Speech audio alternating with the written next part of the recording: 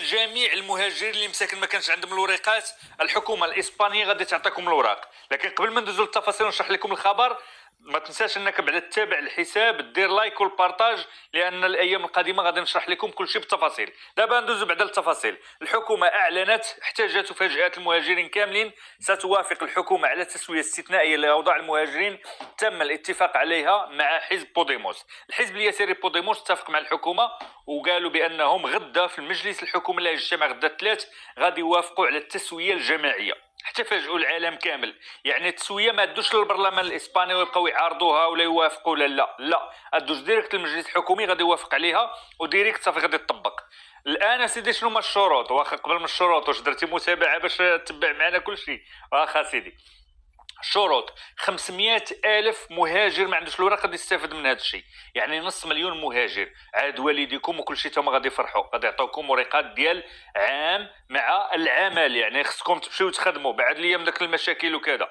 بعد شنو هي الشروط؟ الشروط الحكومه كتقول لك بان خاصك ما تكونش موسخ، يعني موسخ قضائيا، ما يكونش حاكم عليك القضاء الاسباني، او لا عندك سوابق في اي بلد ولا في بلادك، لان غادي يطلبوا لك غالبا حسن السيره. لكن شنو هي الامور اللي خصك تثبتها باش هذا؟ واش تكون كونترا ما غاديش تكون. غادي يكون انك تثبت 5 ديال الشهور ديال الاقامه وانت هنا في اسبانيا، 5 ديال الشهور. وخصك تكون كاين هنا في اسبانيا ابتداء من 31 ديسمبر 2025 وتثبت 5 شهور ديال الاقامه. كيفاش خو مصطفى نثبتوا هاد 5 شهور؟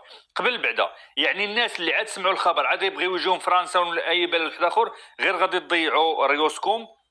علاش؟ لان الحكومه واضحه في هذا الامر. الناس اللي عندها 5 ديال الشهور قبل ما يعلنوا هما من هذا الشيء تكون عندك بروفات بانك كاين هنا في اسبانيا. شنو هما البروفات؟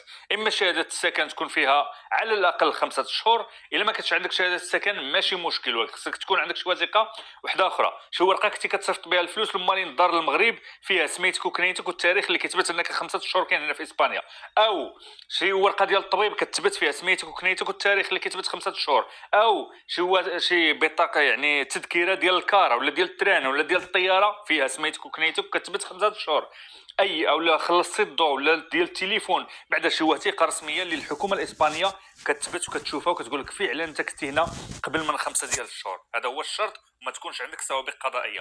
اذا الاخوان فرحوا لي مع راسكم، هنيئا لكم، تسويه جماعيه اعلنت عنها اسبانيا، وغدا ان شاء الله تصادق عليها وغادي نخرجوا ونعطيكم التفاصيل. داكشي علاش قلت لكم اللي ما مشتركش يشترك، وحتى انت ما كانش كيهمك الامر بارطاجي، غادي تفرح بزاف مساكن المهاجرين. كتعرف شي واحد ما عندوش الوراق، صيفط ليه هذا الفيديو يفرح، راه خبر مفرح. الى اللقاء.